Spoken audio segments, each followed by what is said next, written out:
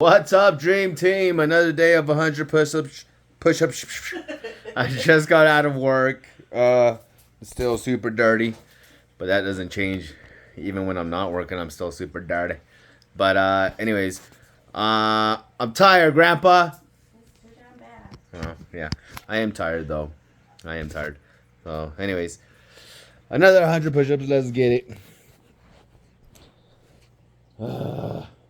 So if you have trouble being productive, then I would consider entering a season of no. Warren Buffett once said, the difference between successful people and really successful people is that really successful people say no to almost everything. When I look at the periods of my life in business where I've had huge amounts of growth in very short periods of time, I've gone through things that I call the season of no. And a season of no isn't forever, it's just for now. And sometimes seasons can be 3 months, sometimes seasons can be 3 years. The longest season of no that I had was a 3-year season. During that season of no, I said no to friends. I was a little bit extreme, but I also was running from absolute poverty, and I had started seeing some success, and I was so afraid of messing it up that I said no to alcohol. So I stopped drinking entirely. I stopped saying yes to any social events. I was in a paid group that was paying like $35,000 a year to be in, and I didn't go to any of the events for 2 years, even though I paid for it. A lot of people think it hurts to say no to things, because it does, because you feel like you're rejecting other people, and most of us have been on the other side of that, and feeling rejected sucks. You have to kind of trick your brain into thinking that the no is actually a yes to the thing that matters most. Because the way that I've always thought about this was from my first principles perspective of,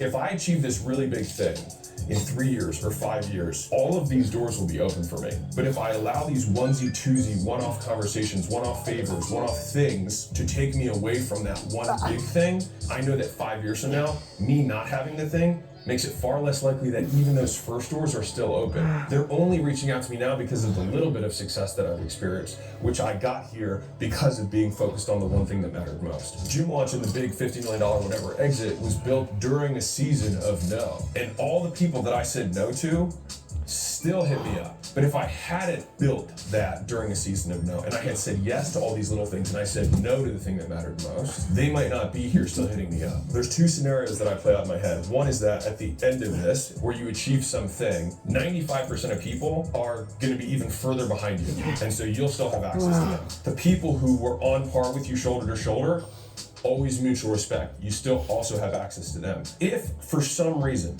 someone is offended that you said no to them earlier on, guess what?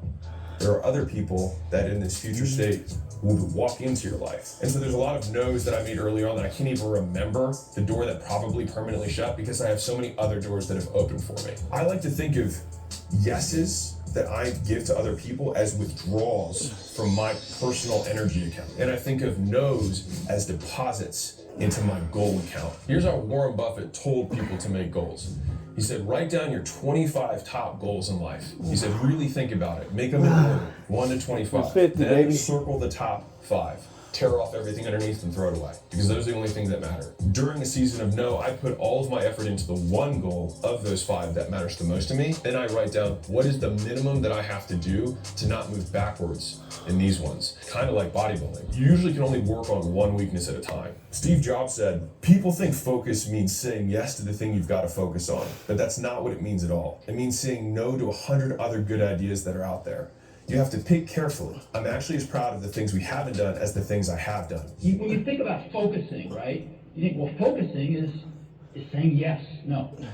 Focusing is about saying no. Innovation is saying no to 1,000 other good ideas. There's the opportunistic yeses and nos that we have to make. So the better and better your business gets, the more attractive the opportunities that will present themselves. And so you may have this marketing agency, for example, and it's doing well. Then all of a sudden one of your clients is like, hey man, how about I give you equity in my business and you can keep doing the marketing for me? And then you start thinking to yourself, well yeah, because I'm gonna make more on this deal, I should do this deal. But the thing is there's so much inefficiency in this one-off or onesie-twosie relationship that you lose on the main thing. If you build this massive agency, that's the thing that everyone's gonna come to you for. If you have this weird thing with 2 or 3 odd appendages from these one-off deals, I'll tell you as an investor, when I see that, I see an undisciplined entrepreneur.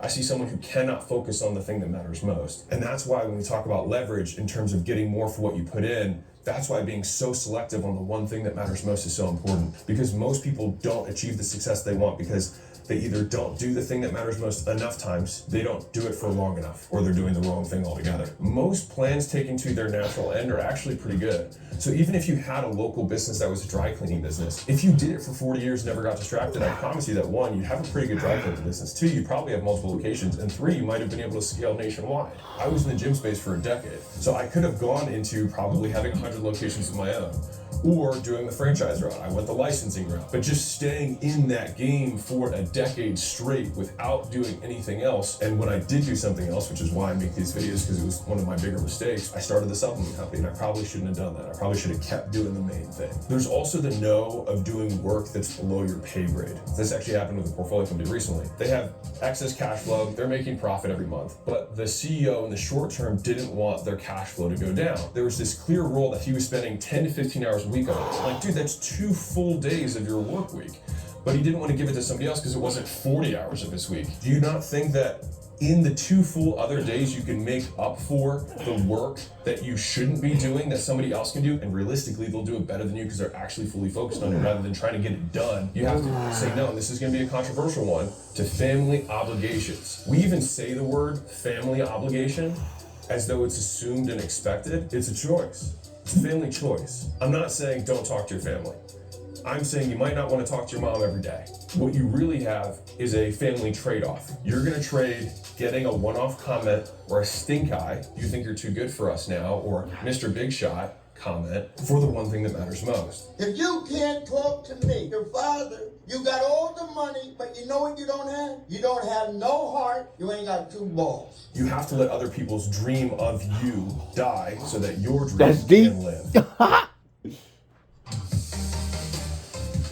Woo! That was deep, bro. That was his father commenting. Much of you to go around. Everybody else is trying to get you to be the version of you that best serves them, including your family. I don't think it's a malicious intention, but they have goals for you that are probably not your goals for you.